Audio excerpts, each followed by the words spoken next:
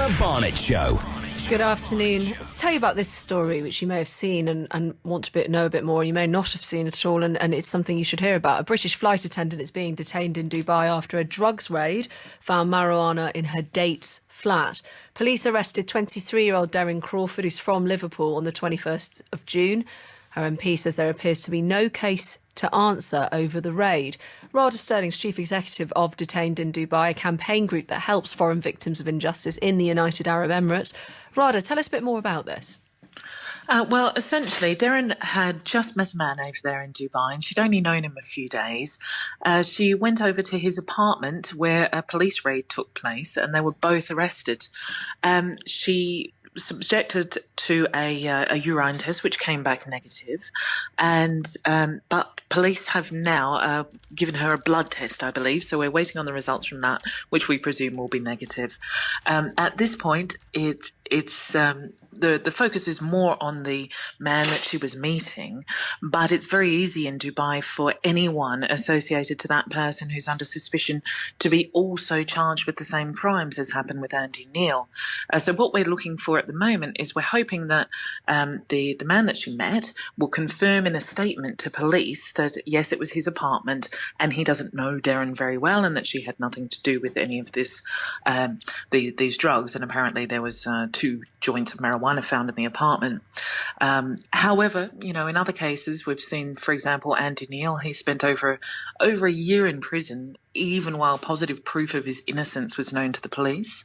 And the only real way of linking him to the crime was for him having an address book on his phone that had someone else under investigation.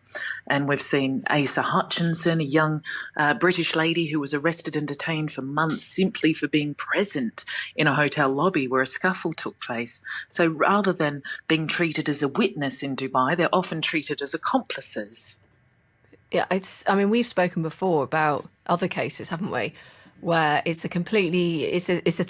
becoming a terrifying situation to have any sort of skirmish with the law there. Well, absolutely. And so far, she hasn't at least been forced to sign a confession as far as we're aware. But no doubt she'll be signing a statement soon. It will be in Arabic. Again, there won't be translators. It's as though, even though these cases have been highlighted over the years by the media, by the FCO, nothing is really changing as far as their process and procedure is concerned. And it makes Dubai an extremely risky place for anyone to go. I mean, simply visiting someone or having someone's name in your address book on your telephone is enough to have someone detained without charge and potentially for months. So even if these test results come back negative, we're told by the police today and the lawyers that attended the police station that she's going to be kept in Dubai to act as a witness in this case. Drugs cases can go on sometimes for months, if not more than a year. So technically she could be prevented from leaving the country for months, if not more than a year, therefore affecting her career, everything else associated. It's a huge toll that it's had on the family as well, and really with no evidence against her. I mean, people aren't travelling in the same way as they are normally, but I remember when we last spoke, when I asked you this, you were pretty unequivocal about, holidaymakers going to Abu Dhabi, Dubai, United Emirates at large. Would you go?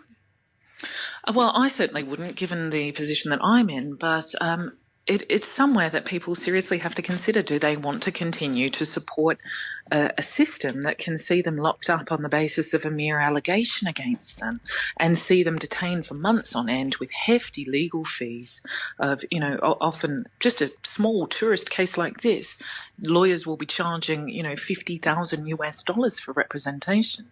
It's completely unsafe as far as the legal system is concerned. And therefore, a run-in, and no matter how careful you are, you risk being arrested. So is that the kind of place that you would want to visit yourself, or allow your young, teenagers or young people to go to, where they're more likely to get into this sort of trouble?